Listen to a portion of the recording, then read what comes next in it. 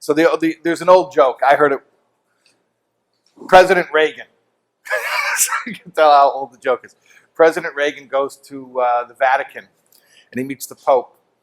And he sees this golden phone on the Pope's desk. He says, "What is that?" He says, "That's my phone to God." He says, "Really? You have a phone, a direct line to God?" He says, "Yeah." So Reagan says, "Could I use it?" "Yeah." So Reagan picks up and he talks to God and he hangs up. And the Pope's like, "By the way, it's very expensive. It's like $1 million a minute." So Reagan says, "Don't worry, we'll have the Treasury pay you." Then Reagan goes to Israel. He meets the chief rabbi. And he's in the chief rabbi's office, and he also has a golden phone. He says, "Is this the same thing? You have a direct line to God?" He says, "Yeah." "Could I use it?" "Yeah, sure." So Reagan calls up, talks to God, hangs up, says, "How much do I owe you?" The chief rabbi says, 10 cents. He says, 10 cents? In the Vatican, it was $1 million. He says, "From here, it's a local call." You guys know what a local call is? Okay. Okay, from here, it's a local call. I'm surprised you guys even got that, because today... Right, okay. So, this is a sikha. It's actually the second sikha of the Farbrengen of Yud Shvat. Yud Shvat is the yortzeit of the previous Rebbe. And the Rebbe would always Farbreng on that date. This is from the year Tafshin Yud Daled, 1954.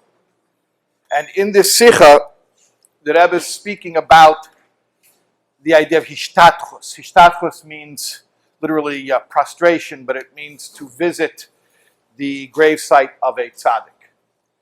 And the Rebbe begins the sikha by saying, this idea of hishtadchus al kivrei tzadikim is not a new idea, and it's written about in Chassidus. There's a whole kuntras hishtadchus from the Mittler Rebbe, and the Rebbeim talk about the great and wondrous aspect of visiting the tzion, visiting the Ohel or the gravesite of a tzaddik.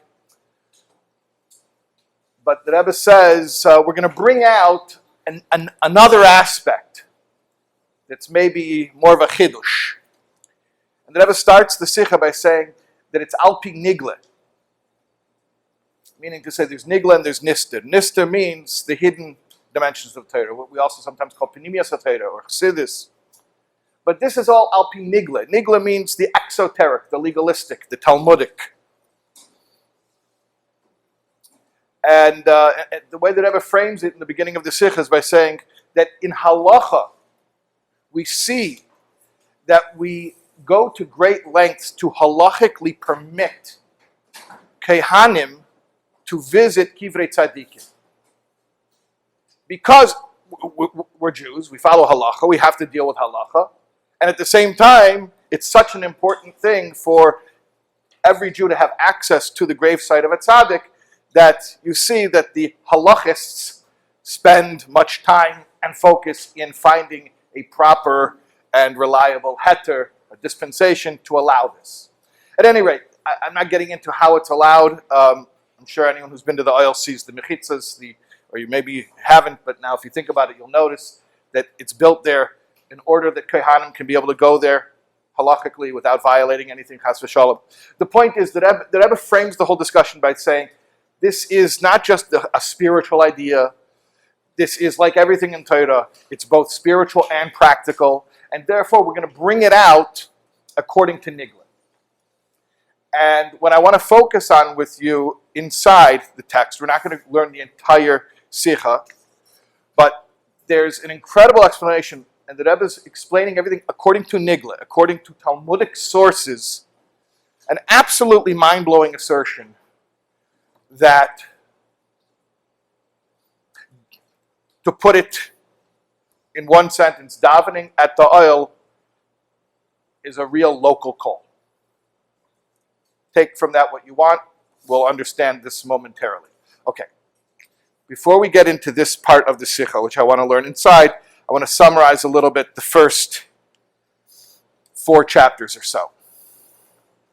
So as I mentioned, the Rebbe mentions the halachic discussions about how to permit every Jew to have access to the gravesite of a tzaddik. Then the Rebbe starts to speak about specifically how the Nesiei Chabad are all buried in Chutz La'aretz, meaning not in the Holy Land, not in Eretz Yisrael. So whether it's in Lubavitch, right, the Tzemach Tzadik, the Rebbe Maharash are buried in Lubavitch, or it's or Hadich or Nyezhin. The Rebbeim are all buried in places in Chutz La'aretz. And that brings out that actually the precedent for this is from Moshe Rabbeinu. That Moshe Rabbeinu, as we know, did not enter Eretz Yisrael, even in burial. And the Rebbe brings out, based on a medrash in Tanchuma, that was by choice. That Moshe Rabbeinu could have affected that he would be able to enter the land, and yet, because his flock, his generation, didn't enter the land, he said, I will remain with them until Tchias HaMesim. And when Mashiach comes, I will get up and I will enter the land with them, but I will not abandon my flock. So the Rebbe brings out, and this is a Medrash Tanchuma. So the Rebbe brings out the idea of the shepherd, the Raya Nemon of the Jewish people, the faithful shepherd, saying, I will remain, even in burial, I will remain with my flock. Geographically, physically, I will remain where they are. This is a precedent established by Moshe Rabbeinu. And the Medrash says, where do we learn this from? Every Medrash is darshaned from a pasuk, is from Torah Shebechsav. So this is the meaning of the pasuk in Parshas V'zeis HaBracha, the final parsha of Torah, the one that we read on Simchas Torah. V'zeis HaBracha speaks about the passing of Moshe Rabbeinu at 120 years old. This is the meaning of the pasuk, V'yesei Rosh Hayam.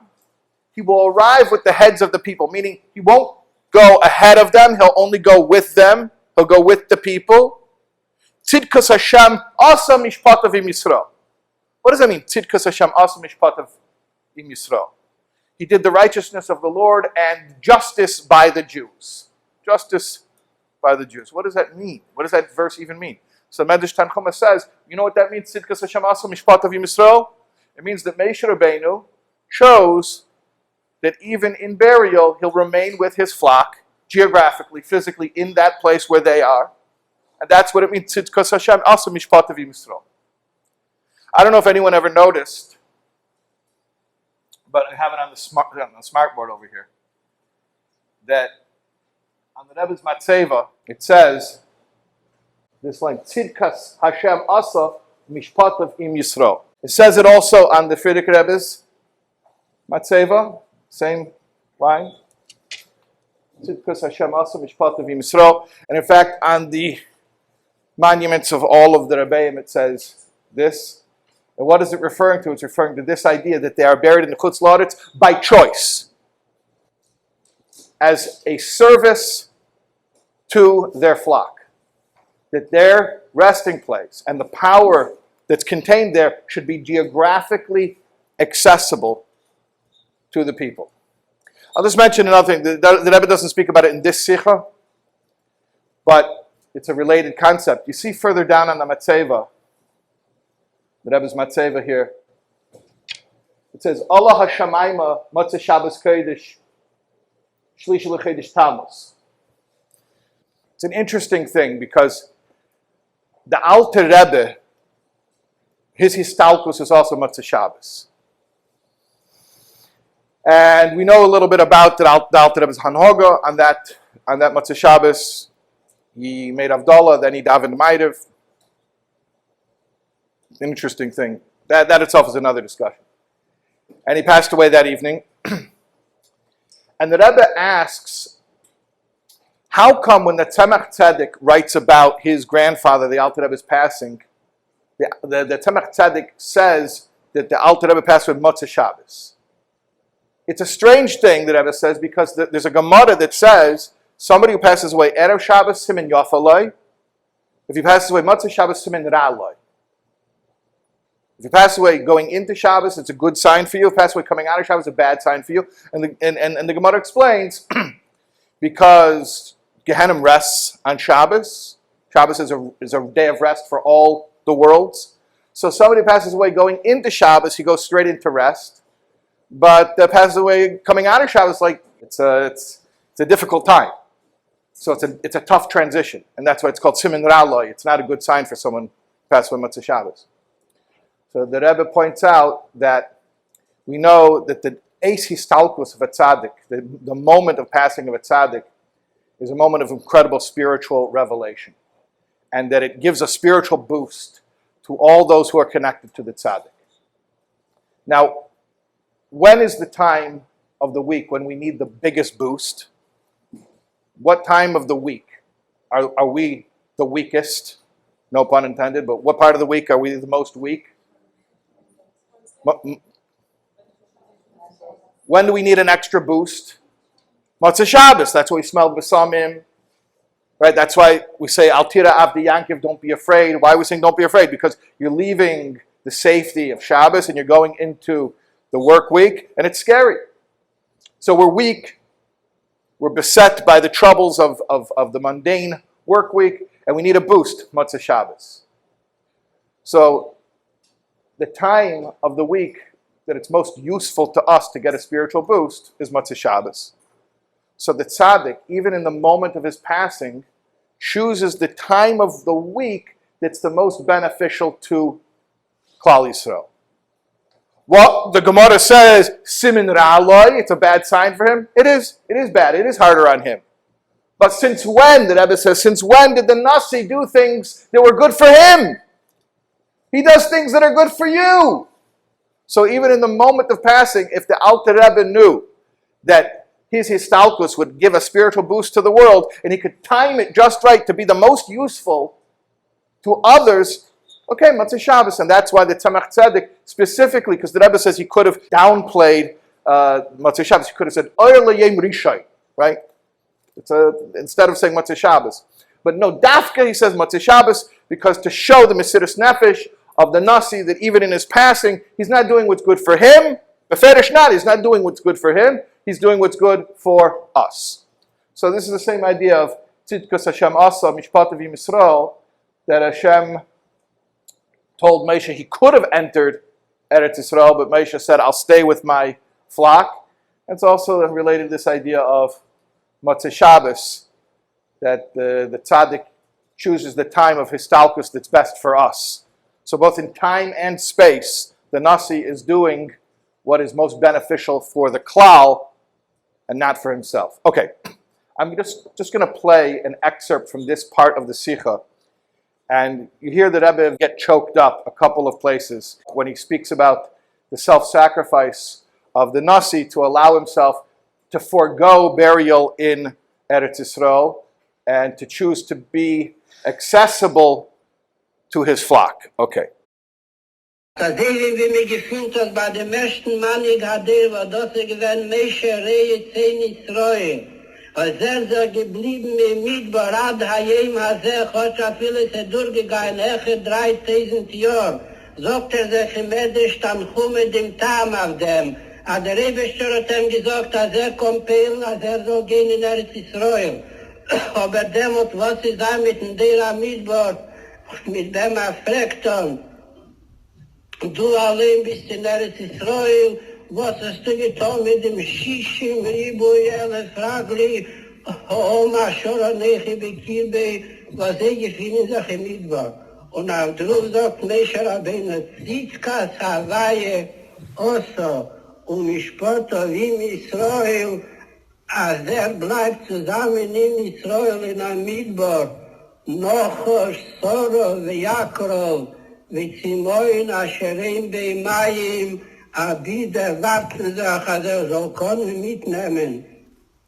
Dem 10 Marise mit sich, und unter dem soll sein der Valadishem Amlucho in Eretz Yisrael. Und hat sich mit jeder Mann nicht beholt, ist in was für ein Mann mit dem Maße, sie ist eine nicht gestanden, mit Zadasme, hat man das angelegt an der Seite, und man hat geguckt, was tut sich mit 10 Marisse. Und neben 10 Marisse geblieben, in Golos ist man geblieben. Liegen in Golos, gedeiht, Wir soll können mit Schamisch sein, a Ziner und an dem Zoi ha-Mechaber, als Durachem soll können der Chayid verbinden sein Etem an Schomme. Mit Asmus Hus in Solbarachu. So you hear in that clip that Rebbe is very emotional, speaking about how, it's the Sikha is Yud Shvat, which is the Yom Hilula of the Frierdiker Rebbe, of the Rebbe's Rebbe. So the Rebbe is speaking about how the Frierdiker Rebbe was Moshe Nefesh, even beyond his physical life in this world, to be here for us. Okay, now, the Rebbe then expands on this concept and explains what exactly is the benefit that we are receiving from the fact that the Nasi makes himself geographically accessible. We have access, we can go to his resting place. So if you open up to page 6, and we'll go to Eis Zayin on the bottom of the page. And I want to thank Lahak Hanochas and Rebbe Chaim Shalbrook, who prepared this kuntris specifically for this limud here, and they gave us nice nekudas so we could follow, and they redid this. This is re-edited since the Teres Menachem came out. This is, it's being shared with everybody, but it was done specifically for this class, so I want to thank them. Okay, bottom of page 6.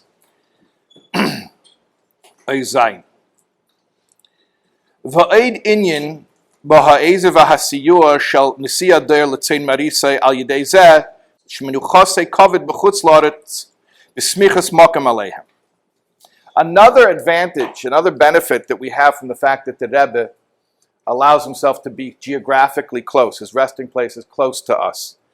Shepoil etzlam, that it provides for them, meaning for the klal, hakisher v'achibur im Eretz Yisrael, a connection to the land of Israel.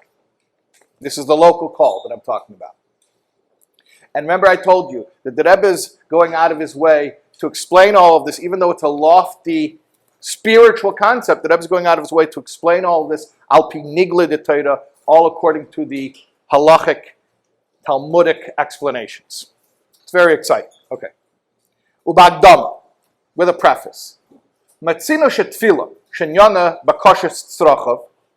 We find about davening, which davening is requesting your needs. Tzricha liyes kshura im hamakim she'olav emer HaKadosh Baruch Hu v'hayu einai v'libi sham kol hayam. You have to daven toward the geographical place that Hashem says about it, that my eyes and my heart are upon it all of the days. That's a pasuk from Malachim. Shalachin, therefore, the halacha is, hoya emed b'chutz la'aretz, if you're standing in chutz la'aretz, yachzer panav, you should face keneged Eretz Yisrael. You should face towards the land of Israel. Shenamar, yispalu elecha derech artzam, they'll daven toward your land. Yechaven gam keneged Yerushalayim, and specifically toward Yerushalayim, ukeneged Amikdash, even more specifically toward the Beis Hamikdash, ukeneged Beis Kodesh Kodeshim, even more specifically to the Holy of Holies. Okay, why? What's the explanation? Why do we daven facing Eretz Yisrael and Yerushalayim and the Beis Hamikdash and the Kodesh Kodeshim? The explanation is this. Al pi hayidua shebechutz la'aretz nimshachim kol ha'ashpois chulu ayidei slabshus ba'ayin sarim. The ayin sarim are the 70 guardian angels of the 70 proto-nations. Every nation has a mazel, or a guardian angel, a sar, that is its conduit. Now, we have to remember something. These angels have no autonomy, because there's no creation in the world that has autonomy. Not even an angel, especially not an angel. They're only tools in Hashem's hands. They're pipelines. You know what a mazel means by that? Mazel is from the word nozel, which means to flow. It's a pipeline. So these guardian angels, they are conduits for spiritual energy to enter the physical world and they become materialized as the bounty and the sustenance of that particular nation. So the GNP of China, let's say, however trillions of dollars, whatever it is coming from a Sar, some guardian angel, Lamaila, which is that conduit or that spiritual pipeline for that nation on earth. And there are 70 basic proto-nations, and there are 70, what we call the Ayin Sodom, 70 of these guardian angels. When you're in Chutz La'aretz, so your physical sustenance, your parnasa, is coming through that pipeline, coming through that intermediary. Again, they have no autonomy, chas v'shalom. That is the whole source of idol worship. Idol worship is where the idolaters actually think that the Sarim have autonomy, and therefore they try to curry favor with the Sarim. But chas v'shalom, they have no autonomy, but they're like a delivery system. Now, when you're in Chutz La'aretz, so everything you're getting is coming through those pipelines. Machshe'en came to Eretz Yisrael, but not in the Holy Land. Eretz, Asher, Goymer, Tomid, Einei Hashem Alekecha Bo, Mereshis Hashon Vad Achishana. Eretz Yisrael is the land which Hashem's eyes are upon it all year round. Nimshochem Kolo, Ishpois Chulu, Mahakodesh Baruch Hu Ba'atzmei. All of the influence is brought down directly from Hashem without an intermediary. Leloi hislabshis ba'in Sodom, without being invested in these 70 angels. V'lochin tzricha liyais atfila derech Eretz Yisrael dafka. And that's why we daven toward Eretz Yisrael, because when we want our needs to come to us, we want it to be an Eretz Yisrael dika delivery. We want it to be ki'ilu, a local call. So we want our quote-unquote shipping address. I'm sure you guys have done this before, right? A bunch of jet setters like you, international students like yourself. You know, when you need to have a shipping address in another country. So you have a friend, you have a connection, right? So we want to make sure that when we daven, our shipping address isn't a Chutz La'aretz shipping address. We have an Eretz Yisrael shipping address, which is Yerushalayim, which is the Beis HaMikdash, and that's where we daven toward that location. So far, so good? Yeah, following? Okay.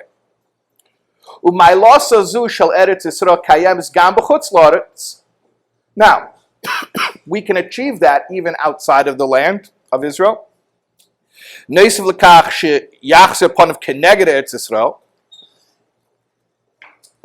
to the fact we daven towards Yerushalayim, but we can also achieve that same type of local call or local shipping address. How?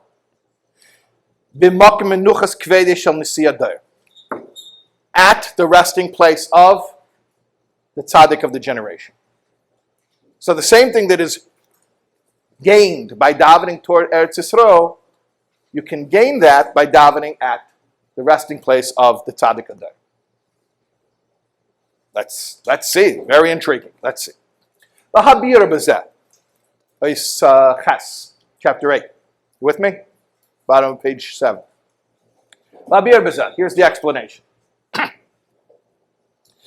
B'negeya l'tchias ha-mesim b'chutz la'aretz isa b'gmara u'l'Rebbe Elazar da'amar mesim sheb'chutz la'aretz einem chayim tzadikim sheb'chutz la'aretz einem chayim bitmya. The Gemara asks a question. The Tana Rebbe Elazar says that tchias ha-mesim will only be for those buried in Eretz Yisrael. The tchias ha-mesim will only occur in Eretz Yisrael, not in Chutz La'aretz. So the Gemara asks, according to Rebbe Elazar, according to that Tana, what about the tzaddikim who are buried in Chutz La'aretz? Those tzaddikim will not have tchias ha-mesim? So the Gemara answers, Michilois naises lahem bakarka. Tunnels will be made, tunnels will form in the ground, underground tunnels. Ve'emdim al ragleim v'hilchim b'michiles. The tzaddikim will get up under the ground, stand on their feet, walk through those tunnels. Ad Eretz Yisrael v'sham mivatz betzin v'yetzim. They'll poke through the ground and they'll come up. There's a Gemara in Ksubais. Daf Kuf Yud Aleph Amud Aleph. So those tzaddikim who are buried in Chutz La'aretz, when it's time for Tchias HaMesim, there will be tunnels underground. They'll walk through them. They'll come up in Eretz Yisrael. Now, there's a discussion in the same Gemara about those who will have to roll through the ground, which is an unpleasant thing, which causes pain. those who are buried in Chutz La'aretz who will have to roll through the ground underground, and that is why many people strive to be buried in Eretz Yisrael to avoid that pain. But for the tzaddikim, they won't have to roll through the ground. They'll have nice pathways, underground pathways that they'll be able to walk through. This is the Gemara in Ksubis. Hainu, that is to say, shepischein shel ha'mechilais hu be'Eretz Yisrael. The opening of these tunnels is in Eretz Yisrael. Okay, fine, I got it. So comes Tchias HaMesim, there's going to be a tunnel from the graves of the Tzadikim in Chutz La'aretz, and it's going to go to Eretz Yisrael and open up in Eretz Yisrael. No problem. You with me so far? Cave in Shepischein Shel HaMechilas Hu Be'Eretz Yisrael. Now, since the openings of these tunnels are in Eretz Yisrael, Hare, therefore, Gam HaMechilas Atzmon Dinam Ke'Eretz Yisrael, the halachic status of these tunnels is as if it were geographically located in Eretz Yisrael. You understand that halachically there's a difference between Eretz Yisrael and Chutz La'aretz. The Kedusha has halachic ramifications. This is a discussion in the Gemara in Psachim. The Gemara in Psachim says this, like we find in the Gemara in Psachim, if you have chambers or tunnels that they are built in a mundane area, a mundane area, talking about not harabayis, but their entrance, their opening of these tunnels is in a sanctified area, the halacha is toichan kodesh. The whole inside of the tunnel has the halachic status of the holy area. Why? Because we follow the klal, the basar psichosan azlinan. That according to the entry or the opening, we determine the status. So, following what we're saying here, there's going to be a tunnel from the Ohel to Eretz Yisrael, and it's going to open up in Eretz Yisrael. So therefore, the halachic status of that whole tunnel is Eretz Yisrael. Umizeh, move on. So now we understand. Shegam kivreim shel hatzadikim shebachutz la'aretz shepsuchim ela mechilais shepischein be'Eretz Yisrael dinam ke'Eretz Yisrael. The halachic status of the graves of the tzadikim in Chutz La'aretz is that of Eretz Yisrael. Now you're going to ask a question. The af sherak la'asid lave, but hold on a second. The tunnel, there's no tunnels there yet. Tunnels didn't form yet. The tunnels are going to form. Bisman Tchias HaMesim, at the time of the resurrection. Mechilas naises lahem bekarka. Mechilas will form, they will be made. They're not made yet. So the Rebbe deals with this too. Vilu ato hakever sosu mikol tzad l'loy mechilas hapsuches le'eretz Yisrael. Right now the kever is completely closed up. There's no mechilas. There's no tunnels. Hare, but hold on. Sheninu ba'ales. We learn in a Mishnah, in Ales. Ales is talking about tumas mess, an ohel, an overhang or a structure, and there's a dead body underneath, and it causes tuma. Without getting into the complexities of this discussion, the Mishnah says like this. Here's the case. Hameis b'bayis. There's a dead body in the house. Ubei psachin harbe. And there are many doorways to this house. Kulon. Kol hakelim hamunachim tachas hamashkev shel pesach v'chol hapsachim b'chutz tmeim. All of the kalim, any utensils that are under the doorways, even though they're outside of the house, but they're under the doorway, under the mashkev, the overhang, they all become tameh. All of the doorways. Choshev loitzieh be'echad behem. However, if you have in mind, no, we're only going to take the mace out through one of the doorways, even though you didn't open it yet, and it's not open, hitzel al kol hapsachim, now only the kalim under that doorway become tameh, and none of the others do. The point is, Well, let's finish the din. V'raka nimtza tachas hamashkiv shel Pesach zeh she'achshav sosam hu. Only the kalim under that door frame, even though it's closed right now, those kalim will become tamei, but the others will not. V'rak la'achar zman yiftachenu, and only later are you going to open that door, but only that one is tamei. You following the case here? Basically, the question is not the kalim that are in the house. The question is the kalim that are sort of in the house but out of the house, because they're not inside the house, they're on the other side of the door, but they're under the overhang that goes over the door. So the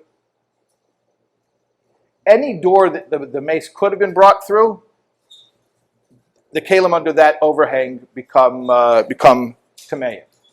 However, if you had in mind, no, we're going to only go out through that door, now, even though you didn't open that door yet, that becomes the only doorway.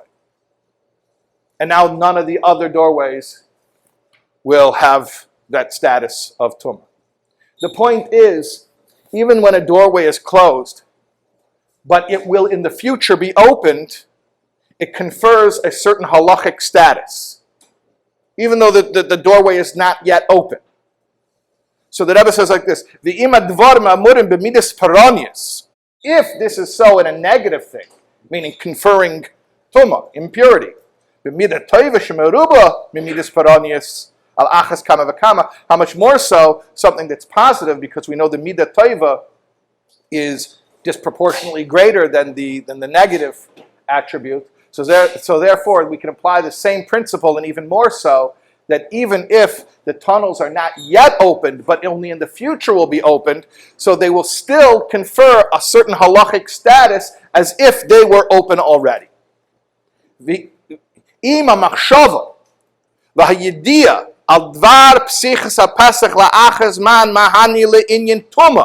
other words, just the fact that you know that you're going to open a door can confer tumah to the articles under that door.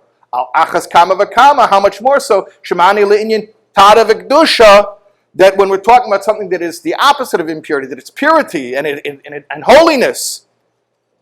Like our case, shiadia, just our knowledge, that there's going to be that opening in the grave, with those tunnels, Eretz Yisrael, and it's going to go to Eretz Yisrael.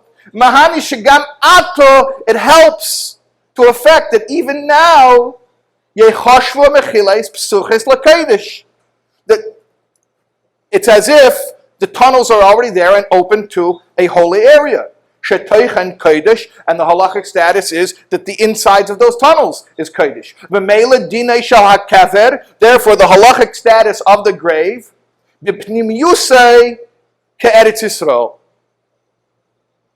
it is halachically and spiritually as if it were in Eretz Yisrael. You're not in Cambria Heights, Queens. You're in Eretz Yisrael. V'nimtza. So it emerges. What's the takeaway for us? Shatfila b'chutz lotus b'makom menuchas kvedi shel Tzadik nesi adayer shepsuach le'Eretz Yisrael. When you daven in the location of the resting place of the Tzadik adayer,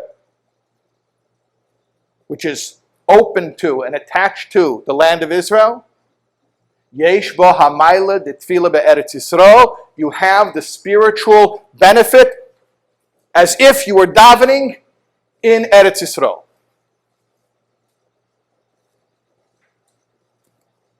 Okay. Now, if that's not enough, right? Dayenu. It's enough for me. That's mind-blowing enough for me. Okay. No, it's not enough for the Rebbe. The Rebbe is going to push the envelope here. Where do you think we're going to go now? How can we up the ante at this point? We just said that davening at the Ohel is as much of a direct call as davening at the Kaisel. That's what we just said. In case you're wondering, did we say it? Yes, we said it. We said davening at the Ohel is as much a direct call as davening at the Kaisel. What do you think if we could do one better than that? Sure, it's greater. It's greater. That's for, of course. It's greater. What do you have to fly all the way to Eretz Yisrael and daven at the Kaisel? You can go to Cambria Heights, Queens, and not only you have everything you can have by davening the Kaisel, you can have even more. Okay, I got to see how the Rebbe explains this. You see we're at page 8 at the bottom. Ois Tes. You with me? Okay. V'yesh lahaisif. Let's add here. Let's go further. Shebah Pesach le'Eretz Yisrael sheba makim nuchas kvedi shel Tzadik nesiya der yesh ilui legabe Eretz Yisrael atzma kfi shi bizman hagolos. The location of the Tzadik's resting place actually is a better place to daven than Eretz Yisrael, at least now in the time of Golus. In the time of Golus. Obviously, when the Beis HaMikdash was standing, or when the Beis HaMikdash will stand again, there's nothing like it. But until Mashiach comes, while we're in Golus, yeah, the Ohel is the most direct local call. Uban Dama, with a preface. B'negei el hamshachas hachayis l'bnei Yisrael, yeshnei chiluk bein zman habayis l'zman hagolus. Regarding the flow of Hashem's sustenance, everything we get when we daven, all that transmission of energy that provides for us. There's a difference in how we get it in Golus and how we used to get it in the times of the Beis HaMikdash.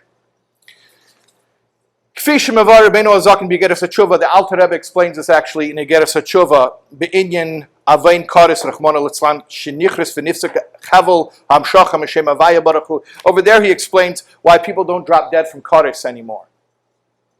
It's an interesting question. Why the Alter Rebbe says we see old people who were Chayiv Koris. Why don't they drop dead from it? So he says, you want to know? It's an icky reason, really. The reason is because in the times of the Beis HaMikdash, people were only sustained by their Nefesh Elokis. And if that got cut off, then their body would drop. Today, we're anyway sustained by Tumah, by Klippa, because we're in Golus. So you live off of that energy. Not you, Ches V'Shalom, but a person would continue living off of that energy. Because when we're in Golus and we're under the administration, so to speak, of the Ayin Sodom that we spoke about before, so we're not getting direct, pure Kedusha energy for our sustenance. In the times of the Beis HaMikdash, we only received sustenance for our body from our Nefesh Elokis.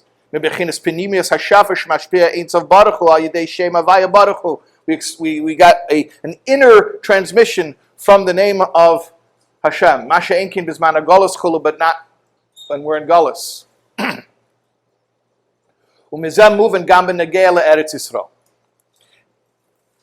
Now we're going to apply this concept. You follow what the Alter Rebbe says in Igeres HaTshuva? That basically in Golus, we're not getting a clean, direct transmission like we did when we're in the times of the Beis HaMikdash. So anyways, we're getting things through a side door. Obviously, ultimately, everything comes from Hashem because anything can only come from Hashem. Hashem is the only source. But the point is the pathway through which it reaches us. So the same idea here we said about receiving sustenance not directly, not a direct path like when we're in Golus. We're going to apply the same idea to Eretz Yisrael. This advantage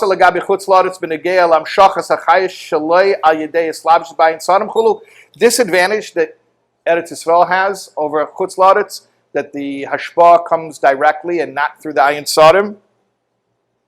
He bizman habayis. Really, when does that exist? It exists when there's a Beis HaMikdash standing. Masha enkin bizman hagolus chulu, but not in the times of Golus.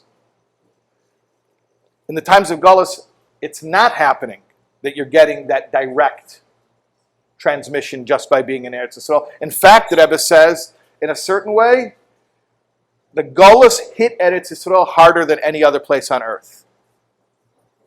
It's harsh to say, but when we're in Golus, not only does Eretz Yisrael not have that effect, but in a certain way, Eretz Yisrael got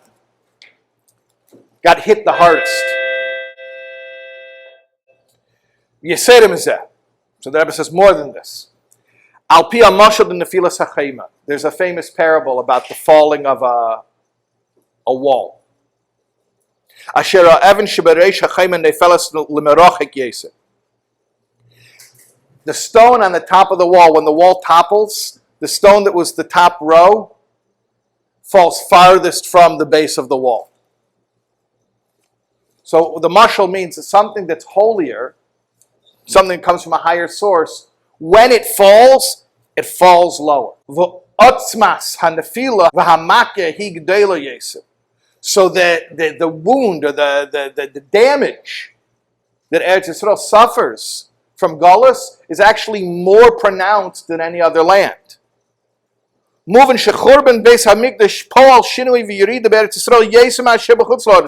change that Galus caused and the Churban caused was more pronounced in Eretz Yisrael. But Pashtus, we see this in a very simple way, even in physical terms. The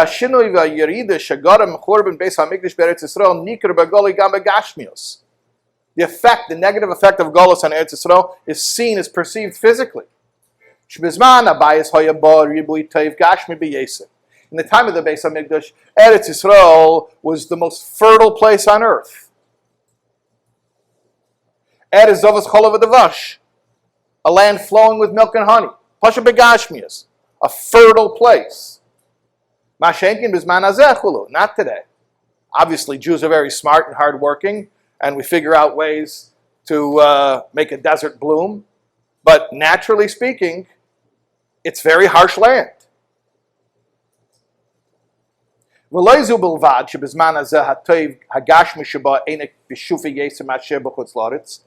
And not only do we find that during Golus, Eretz Yisrael is not a fertile place. It used to be. It used to be the most fertile place.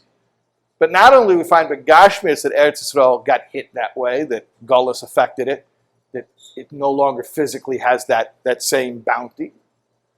No, to the contrary, it's even harder to make physical bounty in Eretz Yisrael than any other place. The Ramban visited Eretz Yisrael and he writes to his son. He says, Rabba Pazuva Vagodel Hashimame. Great is the abandonment and the destruction, the desolation. Uchlole shel davar, and here's the general principle. He says, I'll tell you what I saw in Eretz Yisrael. Kol ha'mekudish mechaverei, chorev yesem mechaverei. Every place that's holier than the other is more desolate than the other. The holier it is, the more desolate begashmias it is. Yerushalayim yeser charev min hakoil chulu. And Yerushalayim, which is the holiest place, is the most desolate. That's what the Ramban writes. Now that's speaking physically, materially. But along these same lines, in spiritual terms. You know,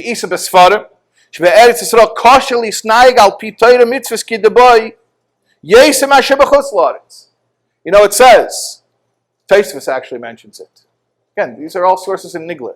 It's harder to be frum in Eretz Yisrael. Ask all the Israelis who become niskarav through a Chabad in Chutz La'aretz, or Dafka Chutz La'aretz. Right? It's harder to be frum in Eretz Yisrael. Ki noisav alei sofas hamitzvos atliyas ba'aretz shena b'chutz La'aretz. In addition to the fact there are more mitzvahs in Eretz Yisrael, right? Trumas, Maises, all that kind of stuff. Shemitah. In addition to the fact there's possibly more mitzvahs in Eretz Yisrael. You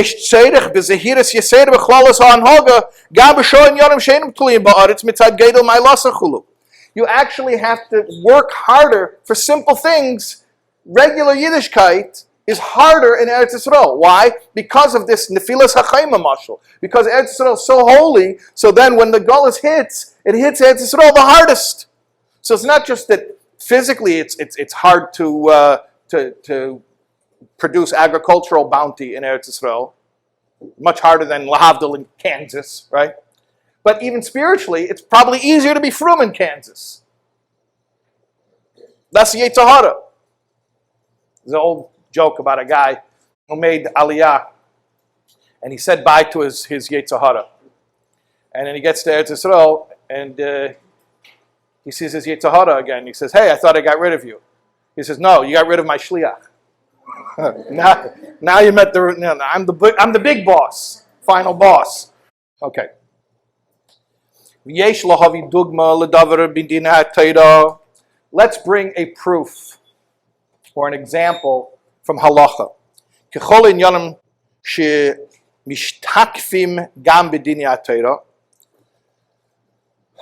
Everything is strengthened when we bring a halachic example. A Talmid Chacham who has a stain on his shirt is chayiv misa. Is chayiv misa for having a stain on his shirt? Shenamar, yeah, because it says in Mishlei, Shlomo Melech says, Kol mesanei avu mavis, all who hate me, who hate Hashem, love death, meaning you're looking for death if you hate Hashem.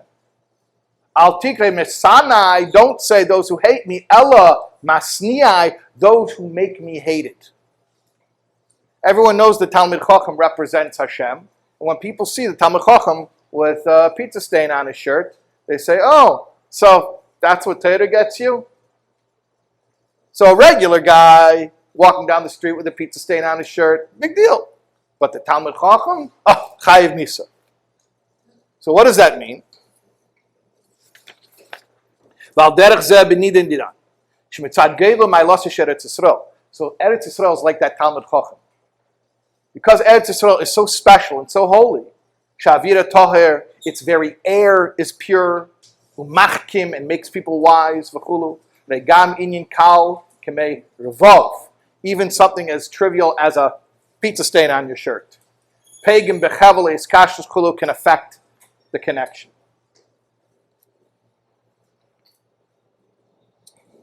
However,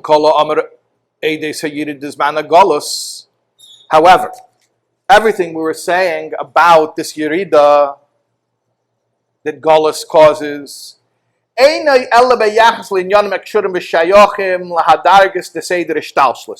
news. It only affects that which is within Seder Ishtalshlis. It only affects regular reality as we know it. But not the stuff that's beyond regular reality, that's beyond regular creation. Well, what's that? Well, there's Hashem as he's within creation, Hashem as he's beyond creation. And so too, there's your soul as it is part of creation, and your soul as it transcends creation. And those two, Hashem as he's beyond creation and your soul as it is beyond creation, are one. That's the Yechidah, the deepest core of the soul, your oneness with Hashem. And that exists beyond Ishtalshlis. That's why it's like a fifth level, because there are four worlds, right? The four worlds, Asiya, Yitzira, Bria, Atzilus. There are four levels of the soul. Nefesh, Ruach, Neshama, Chaya. And then there's the fifth level, which is not a level at all. Yechidah of your soul is beyond the worlds. It's beyond creation. So within creation, Golus has an effect. Beyond the system of creation, Golus has no effect. Oh, great. How can I hack out of this system and access my connection to Hashem in a way where that connection is never affected by Golus? I know in time it's called Yom Kippur, which is why we daven 5 tefillas on Yom Kippur, which corresponds to that fifth level, the core of the soul, the Yechidah. Where can I go, though, in space, where I can get away from the effect that the Churban has on Seder Ishtalshlis? I can't do it. Going to Eretz Yisrael won't help. Eretz Yisrael is a physical place that's within the physical creation, within the Seder Ishtalshlis. It's not going to help. So the Rebbe says there's one way to do it. You got to go deep. You got to go to the core of your soul. And the way we do that is through our relationship with the Neshama Klaus, through the aggregate soul, the Yechidah HaKlaus, through our relationship with the Tzadik Hadar, who represents the core identity, the core godliness of all of us. Our true identity, our true selves. Let's try to wrap this up here. So only within Seder Shtalshlis does this problem exist. Shesham negeya, riert an hapagam davei nesechem, hayom avdilim beinechem levein elikechem. Shmetzad zeh naisa chorben va'agolos, kelagam shchinta begalusa, b'meila kol inyanim adrushim libnei Yisrael, hein hagashmim v'hein haruchniim, boyim b'koishi shalei be'erech l'gabi zman habayis. But if you can get above Seder Shtalshlis, mitzad atzmus ein tov baruch hu, to the essence of God, ve'etzel b'nei Yisrael mitzad etzem nefesh, and to the essence of your soul, there's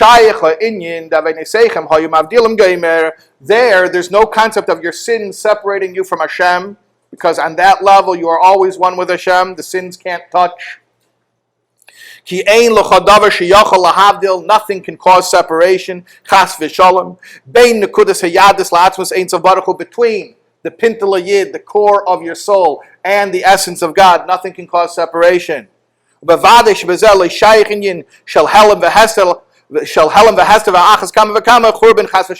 can be no concealment, there can be no hiding, and there can be no destruction, God forbid. Now,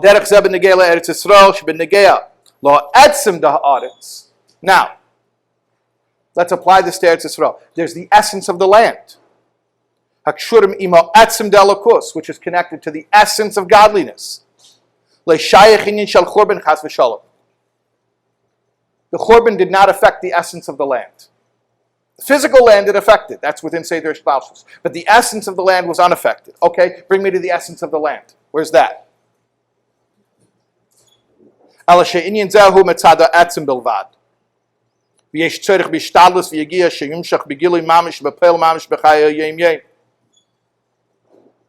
very hard to access it. Bring me to it. Bring me to the essence of the land. So I'm trying to daven towards Eretz Yisrael because of the direct connection, the local call that it affords me. But the Golus is making it, for all intents and purposes, impossible. And if I could get to the level of essence, where Golus and sin and all that stuff doesn't touch, then I can work around it. But how do I do that? How do I get to essence?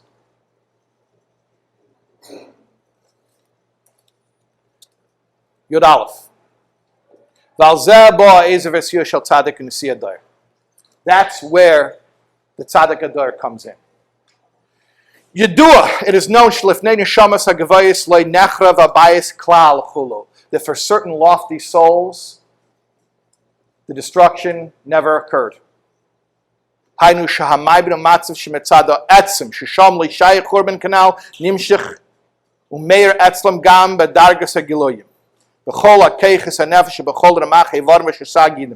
other words, what does it mean that these lofty souls experienced no destruction of the Beis HaMikdash? It means that the essence of the Beis HaMikdash is intact, and these people are able to draw upon that essence, which is normally inaccessible. They're able to draw it down into their day-to-day life, into what the Rebbe says, into their 365 limbs, and rather 248 limbs and 365 sinus. And for them, they transcend the whole idea of Churban. And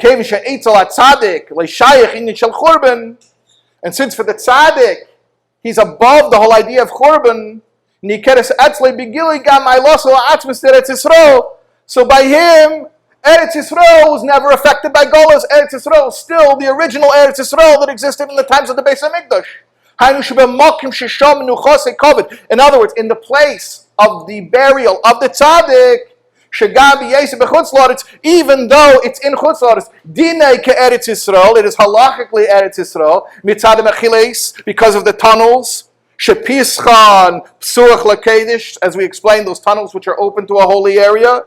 Yesh ma'ile gam legabi Eretz Yisrael kefi shehi le'achar churban, but it's not only as good as Eretz Yisrael, it's actually better than the actual Eretz Yisrael that's accessible currently in Golus. It's connected to Eretz Yisrael as it was in the times of the Beis HaMikdash, kevin shaboy nikar begilui ma'ilasa shel Eretz Yisrael kefi shehi mitzado etzem l'mayla ma'achurban, because when you're in the physical space of the tzaddik and in the spiritual space of the tzaddik, You're connecting not to Eretz Yisrael as it's connected to when you visit it as a physical location today, but you're connecting to the essence of Eretz Yisrael as it remains transcendent and untouched by Golus. So it's more Eretz Yisrael than Eretz Yisrael is for now. It's more the Kaisel than the Kaisel is for now. Let's finish it up here. Yud Beis.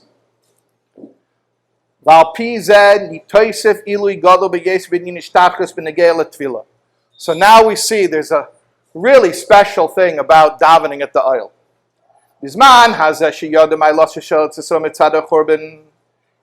In today's day and age, when Eretz Yisrael was affected by the Churban, if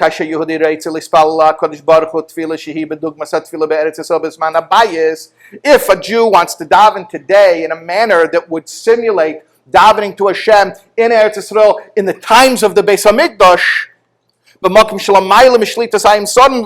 in other words, to get around the Ayin Sodim, not to have to go through the Ayin Sodim, if you want to have that access, that local call, in other words, a direct connection without any couriers in between. Just direct with Hashem alone, with no foreigners. Where's that place where you can do this? At the resting place of the Tzadik of the generation. Because that place not only is at halachically as if it were Eretz Yisrael, it's on the level of Eretz Yisrael as it was in the times of the Beis Hamikdash, which you cannot even access currently in the actual Eretz Yisrael.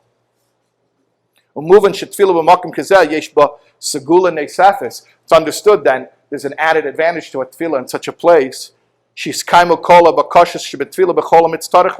that everything one needs will be fulfilled.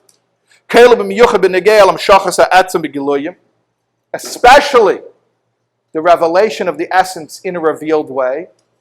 The whole thing here is talking about essence. Revealing the essence. What does that mean? That means when I connect to the Rebbe, I realize that I'm a lot greater than I thought I was. And I'm a lot more spiritual, I'm a lot more godly. But that can remain abstract. You go to the Ohel and you connect to the Tzadik, you can take your essence and reveal it in your mind, your heart, your behaviors. That's what it means to draw the essence into the revelation. In other words, to finally be able to be empowered to act as holy as I really am deep down. That's what the Ohel does for us. He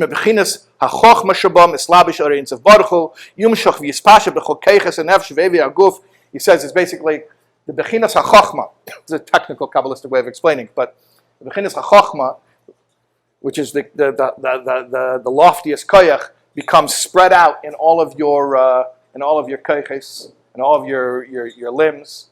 In your day-to-day life, in your thought, speech, and action, in actuality. Especially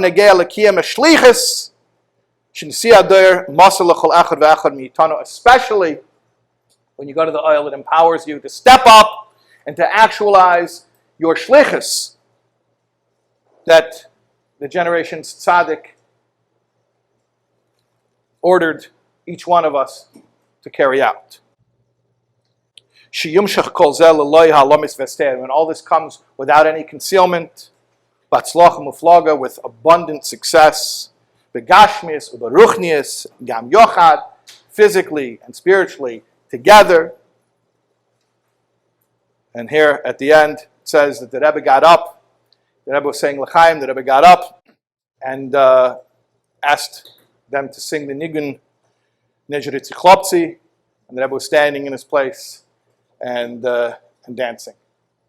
This is a beautiful recording of it. You can hear the whole Sikha, and you can hear the L'chaims and the Nigun that follow. So Baruch Hashem, we are B'smichas Mokim, the Kid of Mokim. We have access to the holiest place on earth. So make use of it.